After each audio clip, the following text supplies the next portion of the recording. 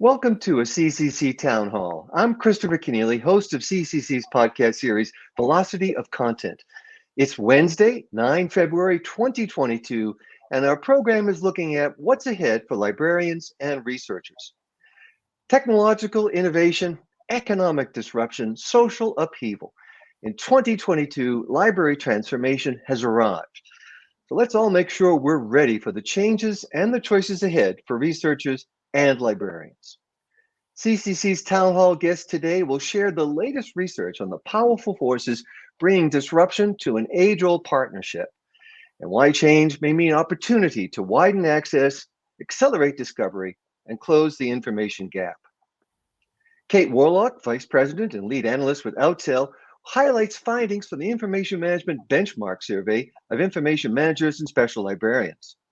Matthew Hayes, Managing Director, Lean Library, presents observations and innovation provocations gleaned in Librarian Futures, an unprecedented survey of 4,000 librarians and their patrons. Willa Tavernier, Research Impact and Open Scholarship Librarian with the Indiana University Bloomington, explores how libraries can welcome discussions on equitable scholarly communication, governance, and sustainability. And Lorcan Dempsey, Vice President for Research and Membership and Chief Strategist with OCLC, reflects on the evolution of library collections and services in the network era. During his 20-year career at OCLC, Dempsey has shaped a research agenda that has influenced the global library profession. Do stay with us over the next hour for insightful presentations and engaging exchanges. Find out what makes today's libraries so much more than physical places or even digital collections. Most importantly, we want to hear from you. Please add your voice to this important community open forum from CCC by sharing your reactions and responses. We invite your questions too during a roundtable conversation with the panel and all of you. Let's open the program with Kate Warlock of Outsell Inc., an analyst firm advising data, information, and analytics businesses worldwide. In November 2021, Outsell conducted its annual Information Management Benchmark, a survey of in-house information managers and special librarians with budget responsibility for their organizations. Responses came from industries that invest heavily in content and related software, such as pharmaceutical and biotech, law firms, and publishing and information services. Kate, what did you find out in your survey? Hi, Chris. Nice to see you. Thanks, everybody, for being here. If we can move to the first slide, we'll start off by talking about budgets. So when we've looked at this before, budgets is a perennial problem in the library and information space, but we surveyed the group that found that their budgets were expected to rise by 3.1% in 22. So that does suggest that while budgets are still pretty tight, there's signs for future growth. That does also suggest, of course, that information providers might be able to raise their prices slightly, which will come as a relief to many of them when they held their prices flat in 2020 as a result of the pandemic, as they were looking to support their library clients.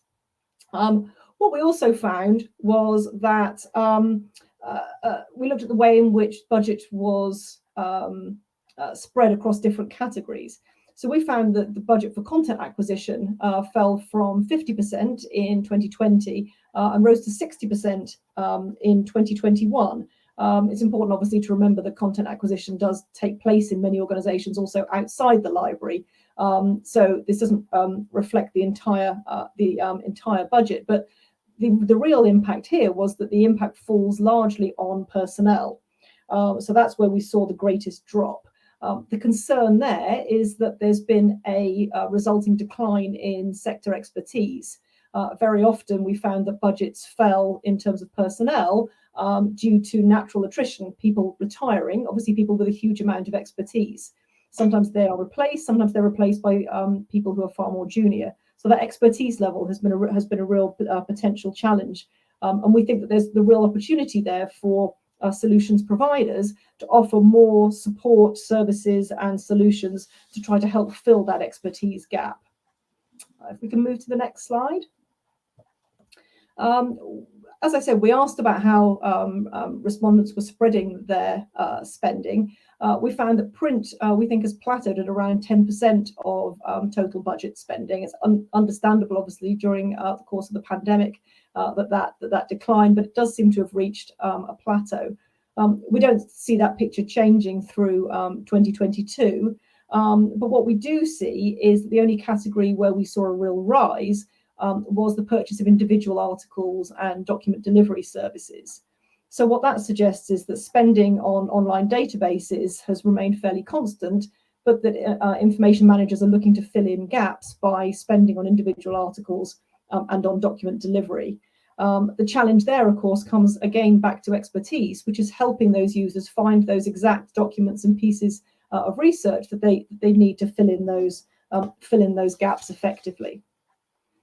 On the next slide, we're looking at what some of the challenges are. We talked to them about what some of the upcoming problems were that they saw, and you can see the quote there. We lost the majority of staff. That reflects the finding about spending falling on personnel, but demand being higher than ever. So demand being higher, but also that skill gap, we think, is a real potential important problem. We didn't see too much evidence of a real financial disaster, so that was one of the worries at the beginning of the year, and so certainly at the start of the pandemic, that library budgets would be severely cut. Actually, what we did see was that many people reported emergency funding, which was able to keep them going and actually to significantly improve their digital collections over the period of the pandemic. So when we look forward at what their sort of future expectations are, information managers were concerned about open access, they were concerned about disintermediation of research, they were concerned about changes to IP and copyright laws, but they didn't express as much concern about things like social media, pirate sites, and growth in non-traditional and alt data products. The implication that we've taken from that is that many people within the market, many information managers, remain relatively focused on their sort of core traditional concerns and issues. It's very difficult when you're focused on that, particularly when you have the pressure of low budgets and a loss of expertise. It can be very difficult to raise your eyes and try to look out and do some future gazing there. And we did see from this survey that we think that the concerns of the day job are certainly taking precedence over that future gazing activity. So that does present a challenge. Staffing and budgets really are the two key issues when it comes to challenges.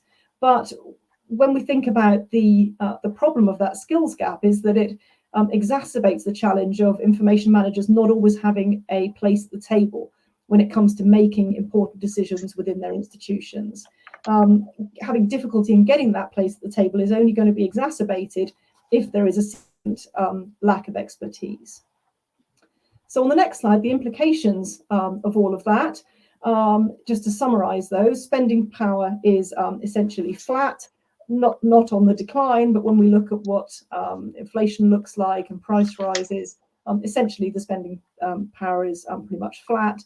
We do see that focus on day-to-day survival, day-to-day management issues, and the challenge of trying to look to the future while trying to manage significant day-to-day problems is really important.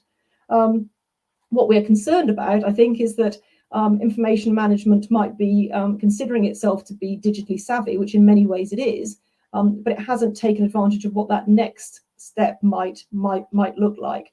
And again, we think that vendors are in a really strong position to be able to support information managers and their patrons by offering more effective customer service and support tools.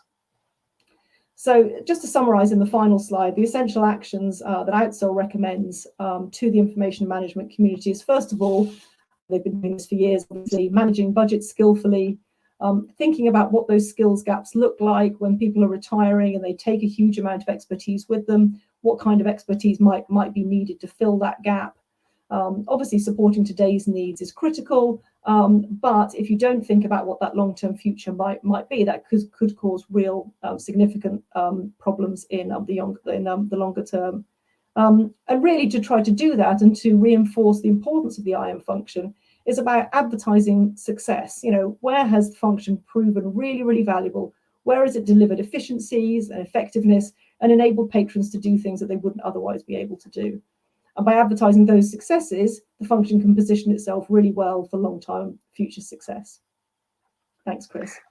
Well, thank you very much, Kate. And the point you just made regarding the library's need to advocate for itself seems really important. I think we're going to hear more about that in some of the upcoming presentations, especially at this moment when, as you say, you identified some skills gaps that are going to probably only widen because of the acceleration, the natural acceleration in digital transformation. But that acceleration, I think, has speeded up because of the pandemic. So the libraries are going to need to advocate within their organizations, within their clientele, so to speak, to really appreciate what they're doing.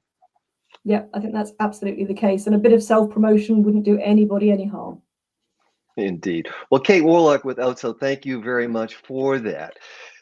We've talked about COVID-19, its impact on libraries, and for many of us, that means we haven't been to the library very much lately, and that could be because of pandemic restrictions, but it may also be because many of us, think we can do our research online by starting at a search engine portal. Well, here's what you should know. Librarians miss you and they want you back.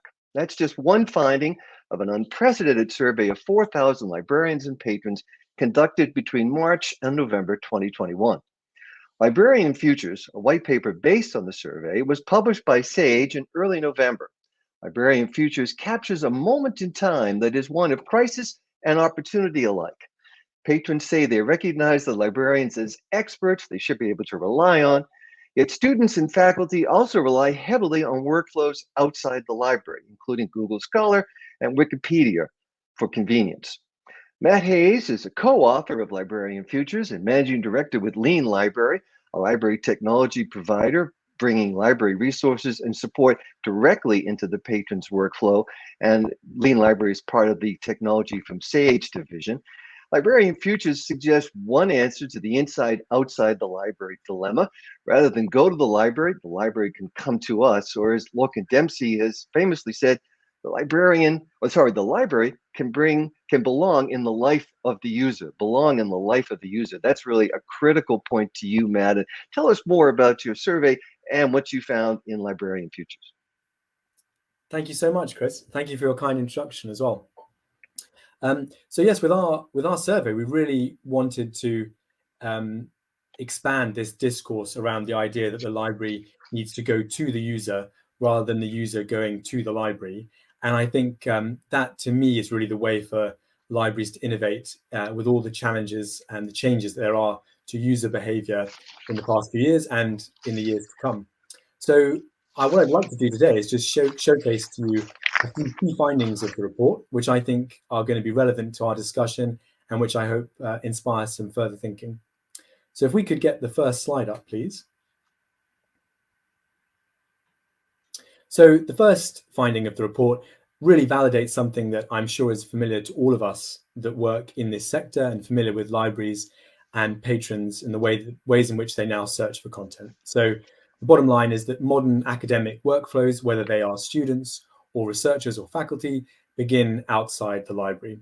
And that was validated both by survey respondents, but also by Lean Library expanding some data that we have ourselves on user behavior, where we found that as many as 50% of access workflows to content begin on Google Scholar.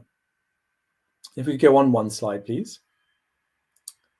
And then in the survey results, we see that the vast majority of faculty and students begin their workflows outside of the library's discovery service and the library's preferred portals. And you can see a little list of all the different areas there. The most popular, as shown in that earlier slide from Lean Library data, being Google Scholar, but also Google, direct sites like PubMed, publishers, but also discovery services like Web of Science and Dimensions. One more slide, please. The problem with this is that the user experience has been predicated to date on the patron going via the library. But this is what it looks like when you try to access content behind the paywall when you're going from Google Scholar or Google. This is actually a genuine experience. This is my own experience as a part-time PhD researcher at UCL. You can see you start on Google Scholar, you link through to the publisher website, you then have to navigate through all sorts of complicated things you may not understand as a first-time patron, and eventually you get to your PDF, but it takes you a lot of time and can be very confusing along the way. We go to one more slide, please. So it's perhaps unsurprising that with that confusing experience outside the library, the librarian is also an underused resource. These were responses from patrons on the sources of information they most often use. And you can see in orange there, the student responses, and in blue, faculty. And without going into all of these in detail, I think what's particularly striking is where the librarians sit on that list. And in fact, that for students, Wikipedia is used as much as a source of information to them as their librarian, which from our perspective at Lean Library feels like a missed opportunity. And if we go on another slide, please. Partly, we believe this is because the librarian is often a misunderstood resource. So this is interesting results from patrons from the US, UK, Canada, and Australia. Particularly striking is here in the UK, as many as 42% of patrons say that they never use their librarian or deem the librarian not relevant to them. Now, that figure is not so bad in the US, Canada, Australia, where it sits between 25 to 30%, but supported by some of the free text comments we also received in the survey, there was a sense in which patrons didn't really understand the full extent of support that their library and their librarians could offer to them. One more slide, please. But, and this may seem contradictory, but librarians are highly appreciated by their patrons. In fact, just remind myself of the numbers here. So 84% of faculty appreciate librarians a lot or a great deal. What's interesting there is that librarians assumed that figure would be closer to 60%. So there's a sense in which maybe librarians don't appreciate how much faculty actually do really value their contribution. And 64% of students appreciate their librarian. We think there's an opportunity here where, yes, the modern user experience is outside the library, and yes, there needs to be some updating to bring the library to the user. But when the library can be delivered to the user, the patrons will highly value it, and in fact, they are demanding it. If we go forward another slide, please. So, and we know that because we specifically asked patrons and librarians if they would welcome the library more deeply embedded in their workflows. And the specific use case that we posed to them is, what if your library could be available in your digital workflow as an application and could deliver its services and support to you at a click of a button, whenever you wanted it. And as you can see, they're very high response from patrons, 88% saying they definitely would or probably would adopt that digital application, and librarians also very positive as well. If we go on a slide, we can also talk about what that might look like. So we also asked, well, how about practical support from the library specifically? What if librarian chat and support could be available in your workflow? So that could be library chat tools. It could also be FAQs at the point of need, so the relevant information when you need it. For example, a guide on how to use Scopus or Dimensions when you're there, or a guide on how to perform an effective literature review when you're on Google Scholar. And as you can see there, when you pose that specific solution, a really high response from both librarians and patrons. And we also like that quote from one of our librarian respondents talking about how COVID has really accelerated some of these demands, some of these shifts in behavior. One more slide, please. Another example is the library's discovery service. So here we found that 93% of faculty, 92% of librarians, and 89% of patrons considered it desirable if their library could embed its discovery service at the point of need in their discovery workflow. So for example, surfacing their results from the library's discovery layer on Google, on Wikipedia, on a publisher site, wherever they may be beginning their discovery process. And I think this is really interesting for us to consider when we live in this information surfeit age and also disinformation as well, the role that the library can help in curating and guiding patrons to content. One final specific example, if we could move forward one more slide, which directly relates to this, is the idea of the library bringing that historic contribution, long-standing for thousands of years, of helping guide patrons through the right content and providing some discriminatory information.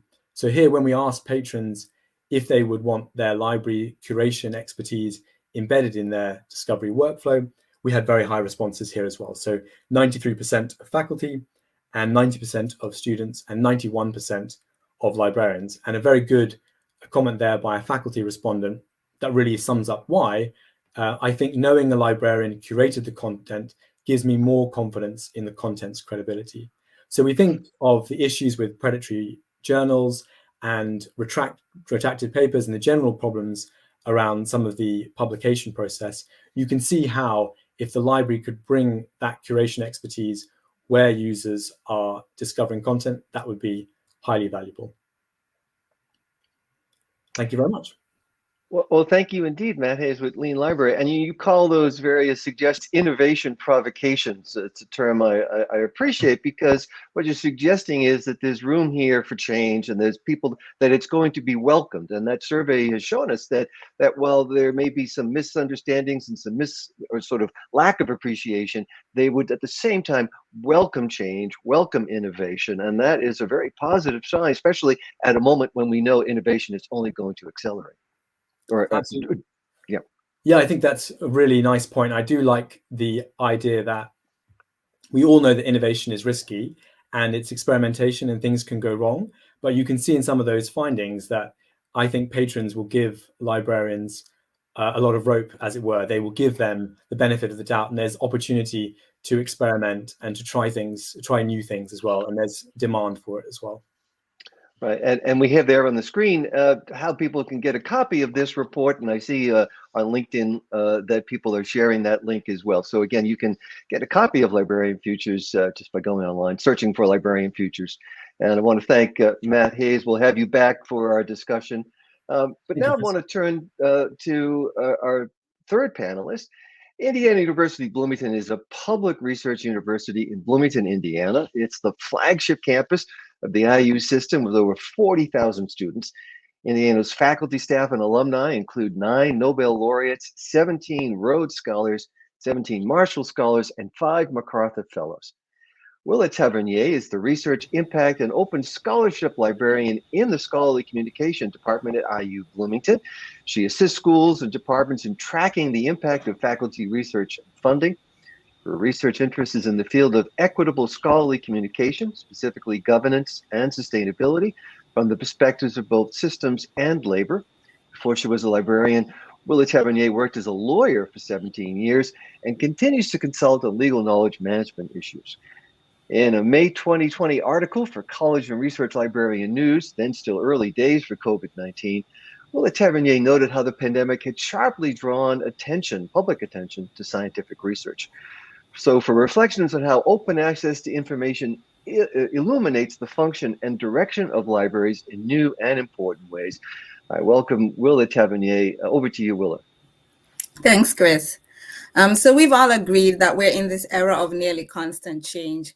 Here at IU Bloomington Libraries, we've invested heavily in this, in things like collaborative maker spaces, functional expertise, that's librarians like myself, data librarians, digital initiatives, OER librarians, teaching and learning librarians, focusing on critical information literacy, and so on.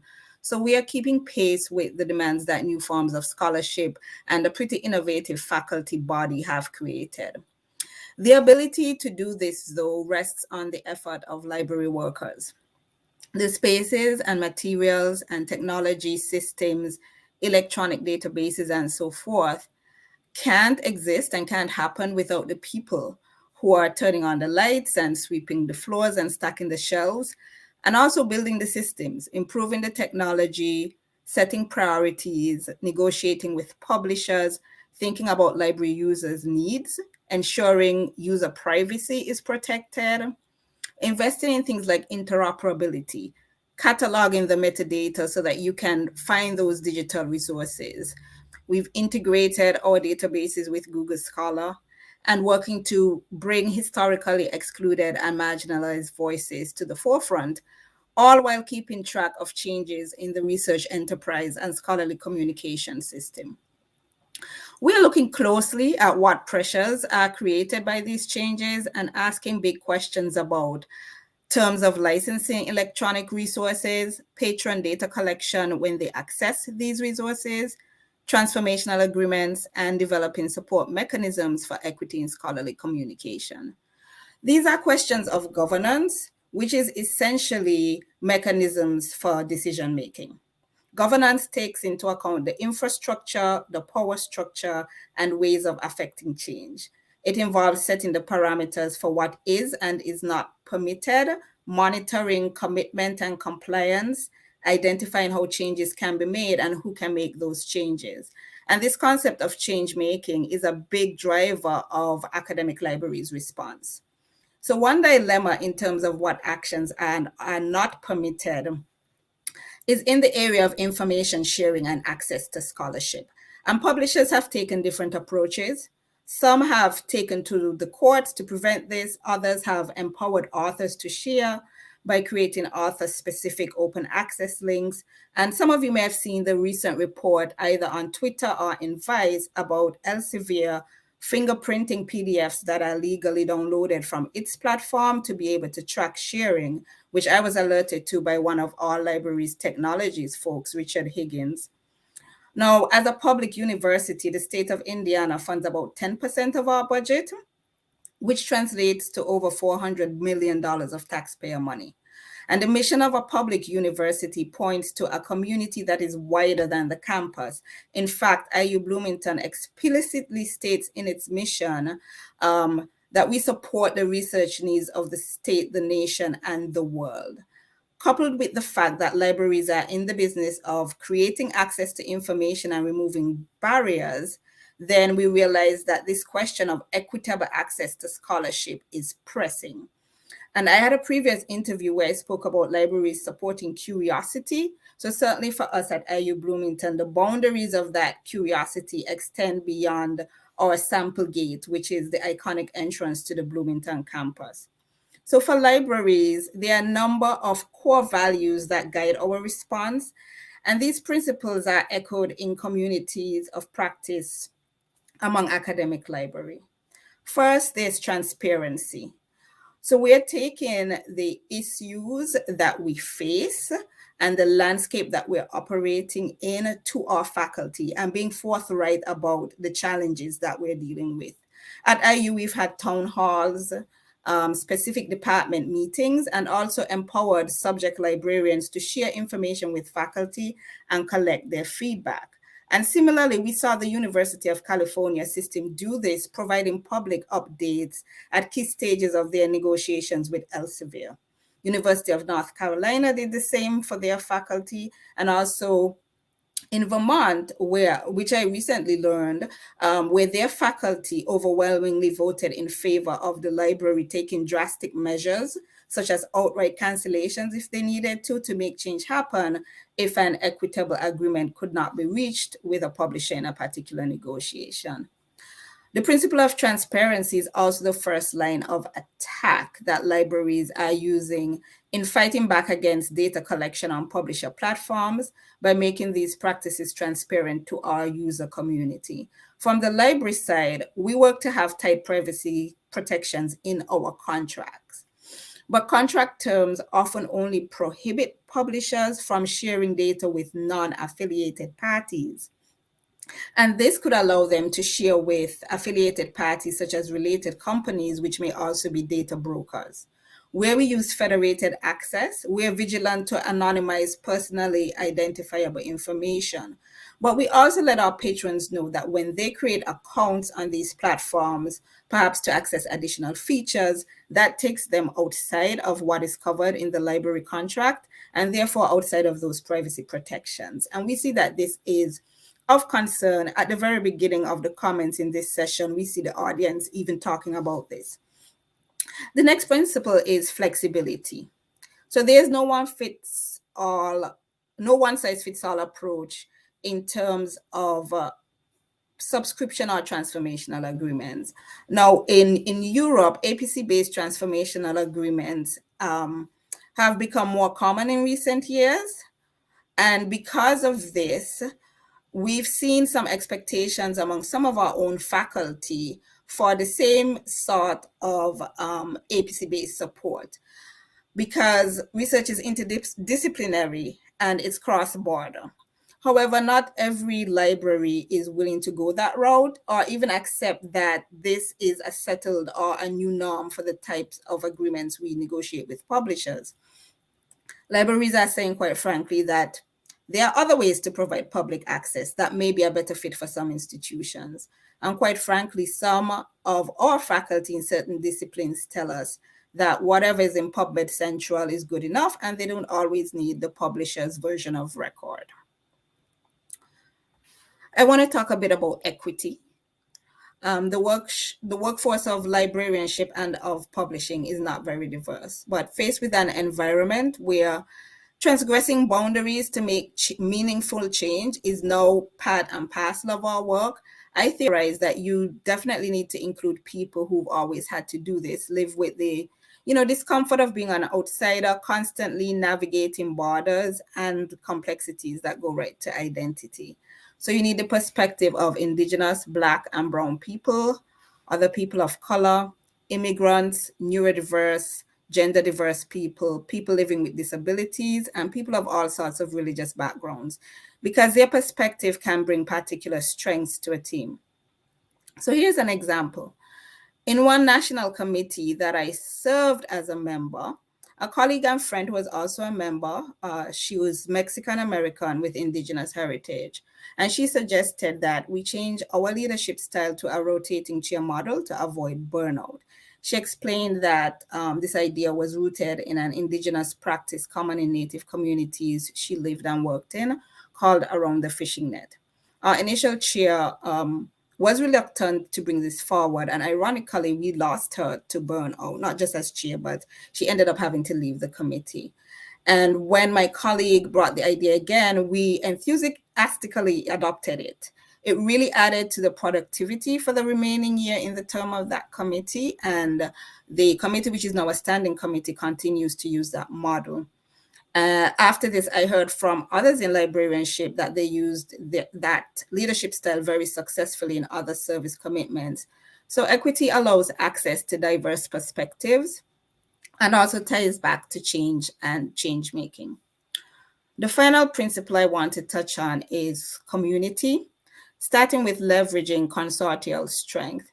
The Big Ten Academic Alliance, which IU Bloomington is a part of, is providing a tremendous amount of resources for data analysis, publisher analysis, and piloting a number of transformational agreements, some which have extra costs, some are cost neutral, and some even lower costs. We've been using some of these agreements to strengthen our support for scholars who are Black, Indigenous, and other persons of color so that they have access to open access publishing, and also supporting community-based publishing by contributing funds to programs that enable participation by less well-resourced libraries and institutions. We also plan to strengthen our own library publishing program in the near future. Another tremendous resource for communities of practice is SPARC, and that community is really good for keeping up to date with developments in publisher negotiations and data privacy. To wrap up, I want to point back to the fact that the principle of community also extends to the library's internal community. This very complex system, the front end of which is overwhelmingly digital, cannot be unlinked from the materiality of the people behind it.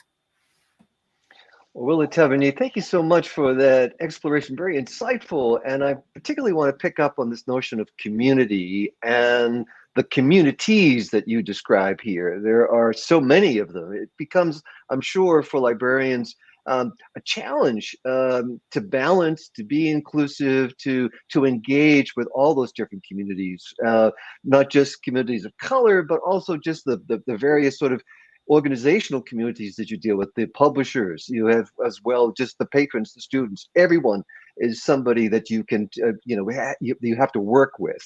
And so it must be a real challenge for librarians to keep track of all of that and to really manage it in their heads. Is it not?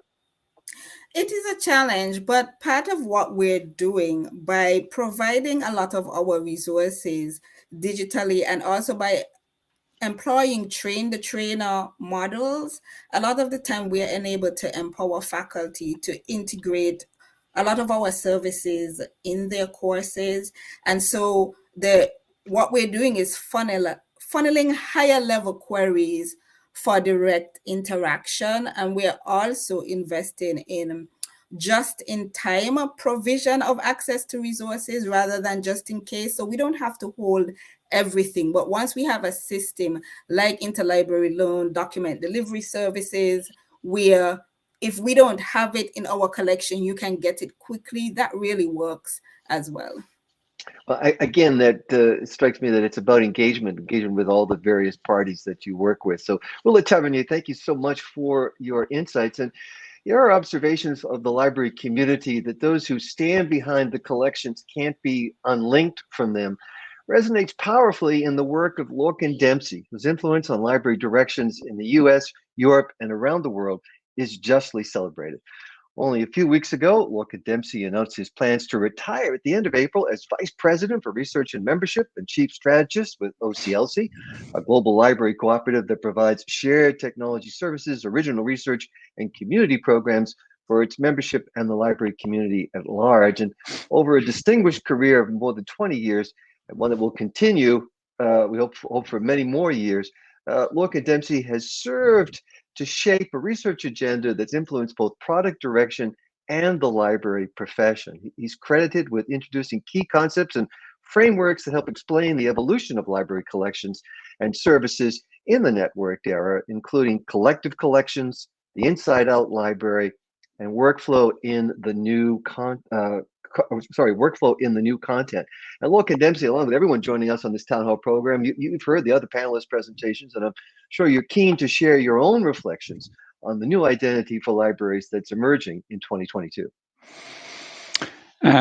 Thank you very much, Chris. I really enjoyed the presentations and was grateful to have some advance viewing of them. And in thinking about the range of topics discussed, and in thinking about where we are now and what libraries are thinking about, and especially maybe academic libraries, given the audience, I thought I'd make some remarks in three areas that I think are really quite important at the moment, and for libraries as they think about where to go from here.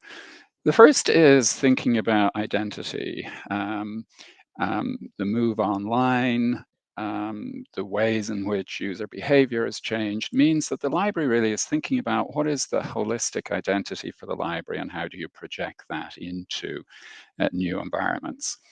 The second is equity and empathy. I think we've seen a sea change in sensibilities and expectations, really thinking about the value of the library and the values it espouses. And just to say something very quickly about equity and empathy. Finally, the third area, which I think is really quite important, is the alignment of the library with the interests and needs and characteristics and pressures of the home institution. Libraries clearly are not ends in themselves. They support their communities and the institutions of which they are a part. So I thought I'd say something very quickly about those three areas. So the first, holistic identity, the identity of the library, changes over time, but there's still sort of quite a strong identity with a library building and library collections. As we've seen this move online, really there's beginning to be focus on how do I develop a more holistic view of the library? How do I develop a view of the library that I can actually project online? How do I define the library? It seems to me this is a challenge. How do I define the library in terms of expertise and services, rather than in terms of a building and collections? And I think that's an ongoing challenge, how to define the library in terms of expertise and services. And to have a unified identity in which the space, that immersive experience, some types of institution find that very important going forward, is part of this more integrated identity. Now, clearly, this means putting the library into the flow of users, which was very much what Matt was talking about, and the variety of ways in which libraries expect to interact with resources in this network environment, that you have to bring the library into the places where users are and where they're doing their business, their workflow intersecting with their workflow. In this network environment, workflow is clearly now very important because it sort of ties together behaviors and applications and content. So actually getting the library into that workflow is quite important, and Matt talked quite a lot about that. I think Kate's remarks as well about preparing for the digital future really quite important here, because how does one think about this more holistic view of the library? How do you develop relationships online? How do you understand what your users want online? How do you intersect with what your users are doing online when maybe you don't have some of the interactions that historically you might have had around collections or in the building? They will continue, but they may continue in different ways. So, and I thought Willa's comments then about the digital front end and the materiality of the back end, and the way in which the relationships, the expertise of that back end have to be manifest in a variety of ways in the front end to generate that full impression and picture of the library and deliver that value. So I think that holistic identity, as behaviors have changed and as we have much more of this online interaction, really quite important. Place very important as part of this overall view, but will have a different dimension depending on the institution. The second area I mentioned was equity and empathy, and I think we are involved in this Realm project, which has been looking at library archives and museums' response to the pandemic, and in particular looking at elements of the science of the virus, but have now shifted to more general issues of the pandemic normal, or the pre-post-pandemic environment that we're in. And as I said earlier, I do think we're seeing something of a sea change in sensibilities and expectations. And I think there's really a focus on values as well as on value. And thinking about the value of what the library offers in a slightly different way, foregrounding equity and empathy as very important areas. I mentioned Realm, and at a recent meeting, there was some discussion among the group of what types of things had come to the fore, what areas were very important to think about moving forward. And the two that came to the top were, number one, how to support self-care and morale. How to support self-care and morale. And number two, centering diversity, inclusion, and equity during a crisis. So I think they map onto empathy and equity quite well. Kate emphasized the skills gap, the staff shortages, and what that translates into is sometimes people feeling stretched, some stress, some workplace issues that have to be dealt with. So as Willa emphasized, that sort of local community, the community that is the library staff, an awareness of the need for thinking about care for staff, thinking about the ways in which people are being pressed in this environment, but also thinking about the communities more broadly that the library serves and the role of the library in terms of mental wellness. For example, providing space, care, comfort, outreach to students, having somewhere for students to be, having a connection for students, thinking about racial equity, looking at the ways in which staffs, services, collections may have caused harm or neglected or overlooked or shunned particular experiences, representations, memories. Gender equity. Across the range, much clearer also employee concern and action in these areas. And I think from an institutional and an organizational point of view, this sea change came through very clearly in some of Willa's remarks, also in terms of how the library sees itself, how it positions itself, how it describes the ways in which it is going to respond its own values in the context of how it delivers value, but equity and empathy coming very much to the fore. The third area I identify is this alignment with the mission, alignment with the pressures, alignment with the changes that we might be seeing in the broader institution, and the need really to think about what is needed there. A very clear example here is online learning.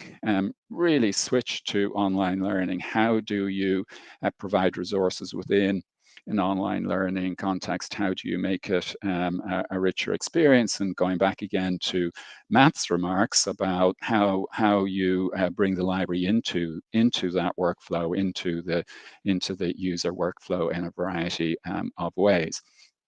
An organization like CUNY, for example, with major focus on social mobility, major focus on student welfare within the institutions it supports, leaning into open educational resources, as do a variety of other organizations. So a sort of focus on thinking about how to manage and provide open educational resources. Public libraries clearly very interested now in thinking about digital divide, social services, services for the homeless, low income, and a resource in the context of vaccine information and actual testing. So I think Kate's emphasis on today's needs, very appropriate, but I think one of the things that has emerged is that an aspect of today's needs is really understanding the direction of where the organization goes. And Willa's reminder about Indiana's status as a public university, also very interesting. I mean, it does seem to me, for example, various land-grant universities embracing that land-grant mission. Certainly, universities thinking about their role and position, and then, as Willa described, how the library supports that. So very much thinking about the library supporting the ways in which the institution wants to respond and move forward. Equity and empathy, a very central part of that as well. So in terms of thinking about libraries currently, in terms of looking at and listening to the very interesting presentations we've just had, those three areas came to mind: the holistic identity for the library and the way in which it tries to think about the full library offer and how to begin to make that available in ways that map onto current behaviors, and really defining the library in terms of expertise and services, how to communicate the expertise and services. Secondly, equity and empathy, thinking about foregrounding those values as part of the way in which the library thinks about all its services. And finally, alignment with the overall direction, mission of the institution of which the library is a part. So thank you very much, and back to you, Chris. Well, thank you indeed, Logan Dempsey. You talk about the library being a part of the institution, but of course the library is a part of the world. And I think what we are beginning to see in this discussion, but generally speaking, is that pulling out one particular piece and sort of focusing on that at the exclusion of everything else is underestimating things entirely. And I like the pairing, the phrasing of value and values. That's a discussion I think we could perhaps pick up with the roundtable. Let's bring back our panelists and begin to engage with our audience. And we will bring back our guests, earlier guests. We have Kate Warlock with Outselt, Matt Hayes with Lean Library, and Willa Tavernier at Indiana University, Bloomington. And we've begun to see some engagement. I see even Willa, you've been contributing to the conversation online. That's terrific. And we've been speaking here about value and values, expertise. These are things that have been common threads in these discussions. And I wonder, Matt Hayes, you spoke to you surveyed 4,000 individuals in that library community. Value and values must have been something that shone through for you as well.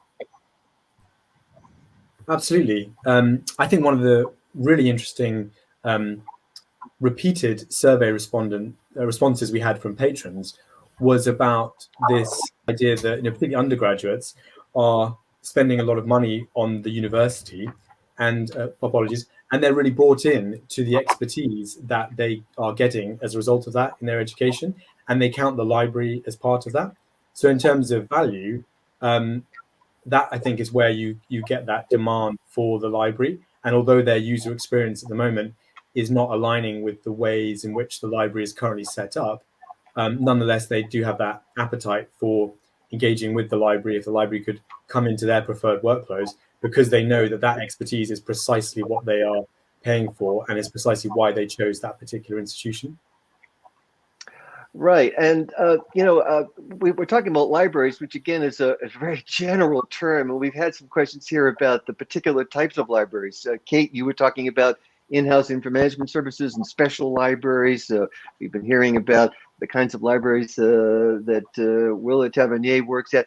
And I don't know whether there are any particular differences, if anyone wants to take this, regarding, say, medical libraries versus special libraries versus general service libraries. Are all of these concerns that we've raised shared, or are there particular ones that rise to the top when it depends on the particular field? Willa, do you know if that at Indiana University Bloomington, an enormous university, are there special concerns in certain subject areas or certain collections? Yes, definitely in the sciences, and especially the health sciences. I think there's greater need for things like simulation and modeling, and this became very apparent during the pandemic, where a lot of the time the students couldn't go into the labs. And our health sciences librarians collaborated with our visual literacy librarians to help faculty put together some open educational resources so that their students could access these from anywhere, essentially, because people ended up being spread all over the place and not being able to return. Because this is not my area of expertise, I can't point you to the actual resources they used for simulation, but they did write an article about it. It's Amy Minix and Jackie Fleming, and I can probably look that up and share it before the hour is over. All right. Well, thank you, Willa. And we coming towards the end of our program today, and I want to ask about the the value and values piece again, and look, in Dempsey, this notion that the digital acceleration has gotten people accustomed to certain services and sort of, if you will, consumer-driven services. There's a kind of a generational shift going on here. Generation Z and others have had expectations from the digital environment that they've acquired through social media and various other parts of their lives. Are they bringing those concerns to the libraries now? Yeah, I think so. In fact, I think one could say, that there are two important things here. One is, yes, in terms of behaviors, in terms of expectations, and I think that's one reason why workflow is increasingly important, either for the researcher or indeed for the student. It's because working in the digital environment, people are beginning to create their own set of tools and things that they use. But for the library point of view, becoming interested in that becomes important, because you want to reach out and intersect with how people are doing things in the learning management system, or thinking about some of what Willa was talking about just now, or thinking about research data management and so on. So actually, in developing more of an interest in those workflow and system and application things is quite important, because it allows you to interact. I was in a discussion the other day where a librarian of a college was saying that they were finding it very difficult to intersect with their students increasingly, because they didn't tend to use email, texting, and I know this is very familiar. But what they found was that increasingly they had to try and get things into apps as much as possible. And there's a particular app they were using, so trying to, with APIs and so on, get other library services into that. So the challenge of actually reaching people very important there. I do think on the values side as well, I think people, both emerging library staff and students and so on, are also thinking about, compassion was mentioned in the chat, but certainly equity, climate change, a variety of things. So I think we're seeing that discussion bubble up much more strongly as well, or surface in terms of expectations of the values that the library has, or indeed some of the ways in which students think about the library or other aspects of the services that they're offered. Right, and Matt Hayes, from Librarian Future's perspective, the potential partnership, the relationship of publishers, content providers to patrons. Talk about that. Were you able to glean any insights there? Because we've seen some comments online that people here are urging, I think, a more open dialogue between those two communities. I think, there's so much that we have to watch for that. I think some of the themes that came up were mentioned by Willa, I think, as well at the start, around privacy, and some of the concerns came through in the survey about the trade-offs around privacy. But I think what's interesting there is that there's probably a sliding scale, and I think that when it comes to the added services that publishers could provide to library users, there's a recognition that some users are more comfortable than others trading off some of the privacy in return for an improved user experience. And equally, some libraries are comfortable with some data sharing with publishers to allow them in return to have improved insights from those publishers. So I think this idea of the sliding scale and choice across libraries, their users, and then the services that publishers provide is going to be really interesting. Yeah, well, I like that. And it sounds to me like not just that the librarians have to be advocates for themselves, but all the various players in this environment have to advocate for their positions, including publishers and many others. Well, we are at the top of the hour, and I want to thank our panel. Thank you all for joining us today on our program, our CCC Town Hall. Kate Warlock with Outselt, Matt Hayes with Lean Library, Willa Tavernier with Indiana University Bloomington, and Lorcan Dempsey with OCLC. CCC's LinkedIn Live production team today was Haley Sund and Joanna Murphy-Scott. Our video director is Rob Simon of Burst Marketing. I hope you've enjoyed today's town hall, what's ahead for librarians and researchers. As we've seen the vigorous in this vigorous discussion, there is no single future for libraries, but many futures. Were it not for a faith in their future, there would be no libraries. Of course, as T.S. Eliot said, the very existence of libraries affords the best evidence that we may yet have in hope for the future.